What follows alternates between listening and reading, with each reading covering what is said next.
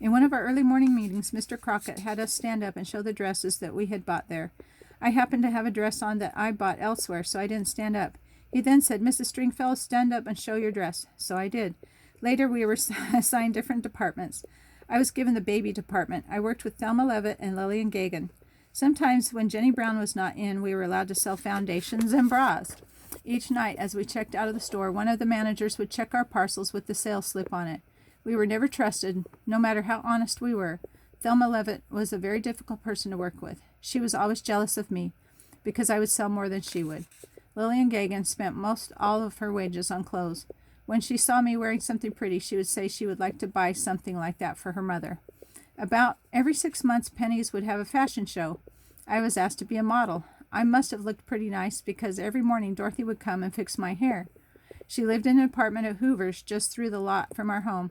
She often drove me to work. She did my ironing, and often there was a plate of cookies on the table when I got home. Marvin always came to get me after work in his truck. On Saturday, he would meet me for lunch at the cafe nearby.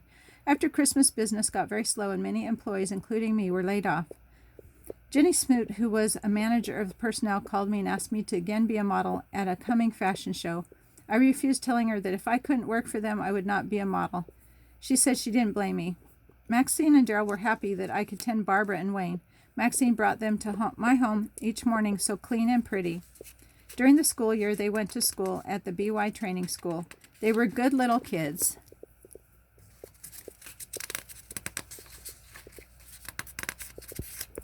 Can't turn the page here. And I kept them with me and didn't let them mix with the doxy children next door. Once in a while, they would quarrel with each other. Then all I would have to say is, "I'm going to put on my coat and leave you." They soon decided to be good again. One summer, I was so busy making drapes and things for my home that I felt I couldn't care for them. Someone else did, and poor little Wayne got so skinny. My talents and hobbies revolved around keeping order in the busy but happy household. My only claim to fame is my special children. I trust now that they have households of their own that will still be as one family, full of love, concern, and encouragement for each other. For years on the 4th of July, we would walk the 2.5 blocks to the lower campus to watch the parade. There was always a large crowd there. After, we would return to our back lawn for a family outing. While the boys would turn the ice cream freezer, the ladies made hamburgers and all the trimmings. We had a feast. It was a very happy occasion. In the evening, we would view the fireworks from our home and then gather in the dining room to play games. Wayne Self led us in playing Ready Pass. I'm afraid the neighbors heard us. Oh well, it was fun. Wilson Sorenson, my nephew, was one of the students that lived at our home while attending the BYU. He worked on campus, sometimes putting in overtime. After a couple of years, he was called on a two-year mission to California and Arizona. When he was released, he returned to us and his job and schooling at the BYU. After graduating, he went to work for and what was then the Central High School, the Central Utah Vocational School, as an assistant purchasing agent. This was in July of 1941. He became the president of the school in 1946, retiring in 1982. In January 1960, Marvin and I moved into a new home in the Edgemont area of Provo. We had it built the way we wanted it and spent many happy years there while Marvin was employed at the university as receiving department manager. Marvin retired from the university at the age of 70. Neil Peterson and all of the people who worked with him came to our house to surprise him with gifts and goodies. He had been manager of receiving for almost 15 years and had many friends. It was a difficult adjustment to life of not going off to work every morning, but he kept busy with yard work. He sprayed for weed and dandelions and cut the grass with a push mower that he had sharpened like a razor. He always went over the lawn twice with the mower before he was satisfied. He took an early morning job as a janitor at Wakefield's music store for several months. He became ill, and I finally got him to go with me to the doctor. He always wanted the boys to take him for a ride, but he would usually become carsick. The boys worried about his driving and got him to sell his truck. He had one accident in it. A fellow drove his truck right into us as we tried to make a turn.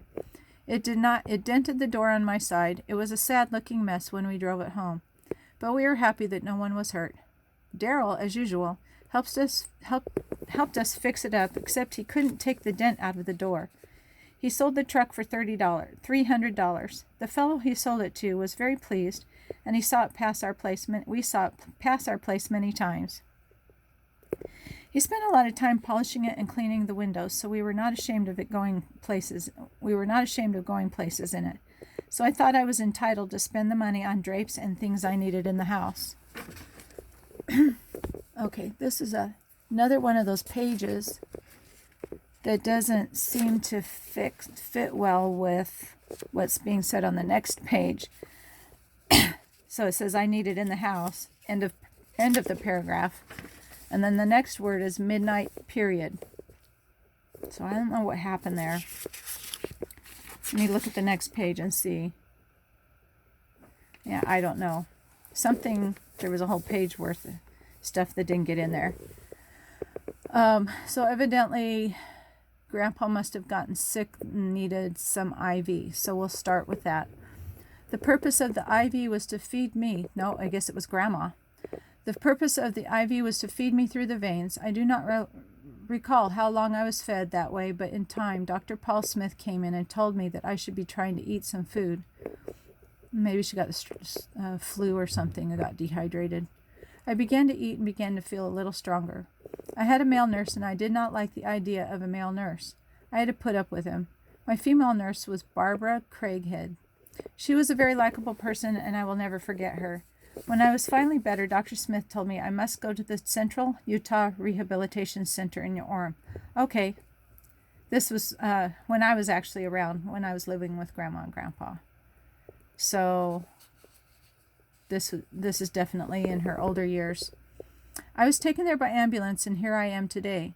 I get good care, and the doctor says I'm well enough to return home, but I must have 24-hour care. I understand that does not usually work out, as sometimes you wind up doing for that person that's caring for you. Then there is the showers, the hair care, the extra laundry, and the food, and so on, not to mention the medical supervision. So my family would rather I remain here where I am less worry to them. I have many friends here, and the nurses are extra kind to me. And I'm going to interject some explanation into this. So my great-grandmas on both my maternal and paternal, my mom's maternal and paternal sides, were close in age and fell ill at the same time. So Grandma Maxine and Grandpa Darrell were caring for Grandma Helen at this time, and she was developing Alzheimer's, and she had had a stroke and also required 24-hour care. And so eventually, very quickly actually, both of them ended up in the nursing home, and there was no way that they could have taken care of them, either of them, even with me there helping. So great-grandma Stringfellow probably didn't see the day-to-day workings there and just felt like she was just a bother. But that wasn't the case. I'm sure they would have been grateful to take care of her 24/7, because they were taking care of Grandma Parker 24/7. So, but they couldn't care for both of them at the same time. So, but they did eventually put Grandma Parker in the nursing home in the same center, and Grandma Parker would shuffle over in her wheelchair to Great-Grandma Stringfellow's room and pester her, because she had dementia really bad. She recognized her, but she didn't have enough memory or knowledge to do anything but pester her. So this is a trying and interesting part of both of their lives. Anyway, back to the story. I have 2 showers a week and get a permanent wave every 3 months. It makes me feel so good to know that I look right. It sure has taken a lot of money. I've been able to save $15,000 in the bank for my family to inherit when I pass away, but it was all used up, and I feel so sorry about that. I got much help from Medicare and Deseret Mutual Insurance, which I had for many years as a result of Marvin's job with the BYU. Marvin's heart began to fail him back in the early 70s, and his periods of pain became more frequent as time went on, and he became less able to enjoy his usual active life. For years his life was centered around the strong ties he had with his sons. He often said his home was his chapel. He loved to take his boys out west to the mining claims that he and they had located years earlier. The boys got the experience and developed a love for the outdoors. They did not need to be Boy Scouts to get that kind of experience. I remember we used to go up to the Walsburg bench and pick choke cherries. We brought them home in bucketfuls, and I would wash them and put them in a kettle to cook. When they were soft enough, I pressed them through a colander to get the pulp away from the stones. It was a hard job, but I managed, and then I put them on the stove, added some sugar, and made jam. One year I made 35 pints of jam, and for pancakes there was nothing more delicious. We also used it on our morning toast. We also shared ours with others who liked it. One Sunday evening, Daryl and Maxine were with us, and Marvin was having a chest pain that the nitrostats did not stop. Daryl returned a half hour later to check on Dad, who was still in much pain. Daryl asked his dad if he didn't think he should call the paramedics, and finally Dad consented, and we followed the ambulance to the hospital, where he was put in intensive care for several days. When it appeared that he was out of danger, they put him in his own room for about a week. From there, they transferred him to the Central Utah Rehab and Health Center.